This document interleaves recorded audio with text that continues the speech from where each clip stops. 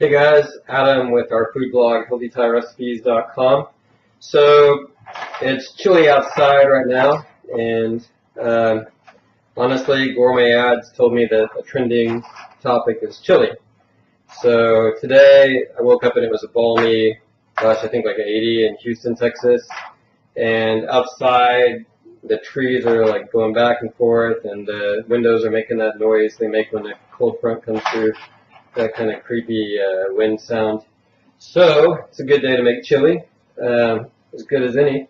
It's the first bit of winter we're going to get here, and so the first thing I'm doing for this simple kind of test kitchen recipe is I bought the old McCormick chili mix you can buy anywhere. Yeah, I think it's relatively healthy, 350 milligrams of sodium per serving, so that's only 15%. That was the one thing that kind of worried me. And then for the meats, you know, Pesco vegetarians live the longest, but extra lean turkey, 99% lean, is not bad, and Jennie-O has pretty decent prices. So I'm doing an experiment. This is totally a test kitchen gig here. I'm using the rice cooker as a slow cooker, so we can go work out and run some errands and hopefully come back to a really fragrant aroma and some hot food for dinner that's not going to bust the budget, and in the process maybe invent something that's, well, I'm actually 99% sure that nobody has ever done this, because I'm using this stuff called Lang curry paste. I mean, the probability of this ever happening before is none, so I've never had this stuff.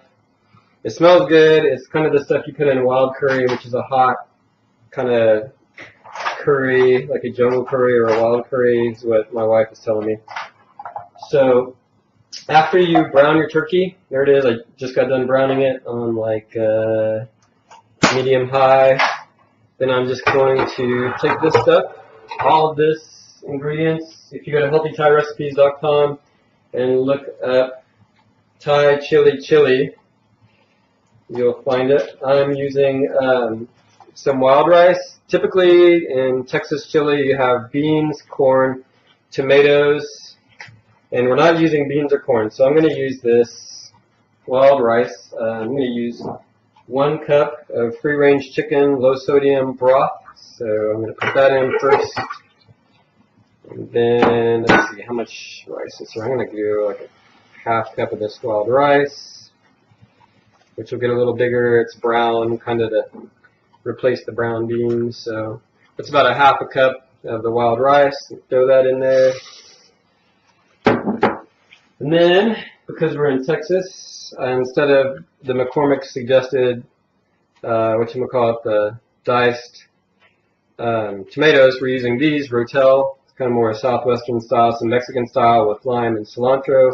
Cilantro is a typical Thai thing, so that goes well. So throw that in there. And then for the toppings, just as a side note, we're going to have some fresh basil, some onions on top, which is typical, and then I'm going to go ahead and have the Mexican style shredded cheese for the top, just because I like it. Okay, but then back to the regular stuff. So then I'm going to throw in this Lang curry. You're going to have to go to the Asian market to buy this or order it online. L-E-A-N-G curry paste. I'm going to throw 1 can in there.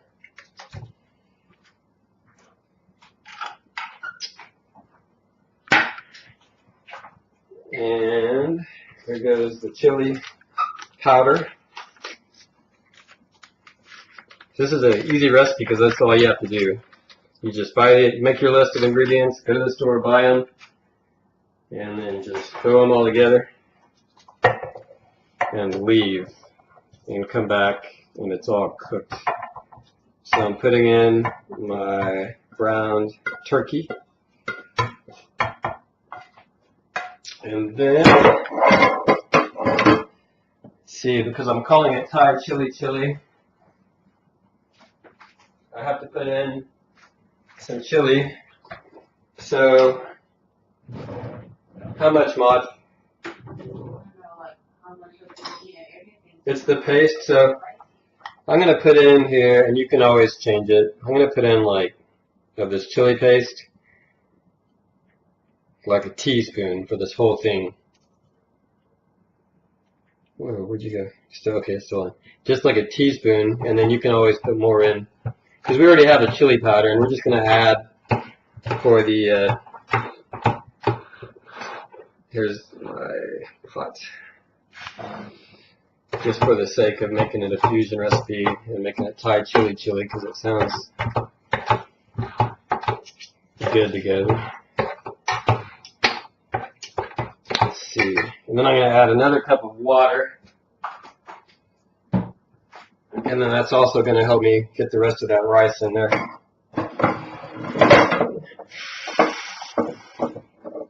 Slosh it around a bit. You know what? Here. So that's 1 cup of broth, 2 cups of water. That's looking more like it should. Okay, let's see if you can see that.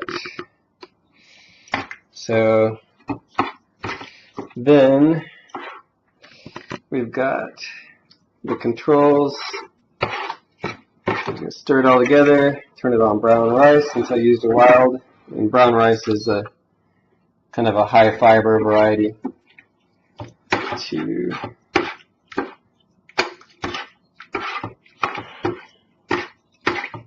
And so I'm going to leave it on and go run errands for several hours. I think 8 hours is typically for the slow cooker chili what is recommended. So anyways, I'll come back in a few hours later. Hey, okay, so I just looked inside. Ours is broken, but it was getting kind of low on water and it was really boiling. This thing, it'll just keep going when you put it on the brown rice until it thinks it's cooked. So this is totally a test kitchen experiment, and I put the more water in because 1 more cup of water in because it just didn't look right. So, anyways, all right, I'll pick up when we come back from the gym or later. Okay, so sorry about the lighting in here; it's not so good. Anyways, but now, as you can see that good though. This is looking dynamite. The rice is starting to bust open. It just beeped. This is what her rice cooker does. So it says keep warm now, so this is the best part. So now you can eat it. It's only actually been a couple hours, so I'm totally kind of learning here. Or you can just do the keep warm thing. She always lets this stuff sit and uses like a jasmine rice, which smells so good. Our apartment smells really good right now.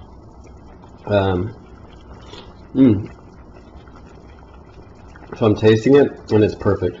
You could put a little more of the chili paste in it if you wanted, but I'm really digging it.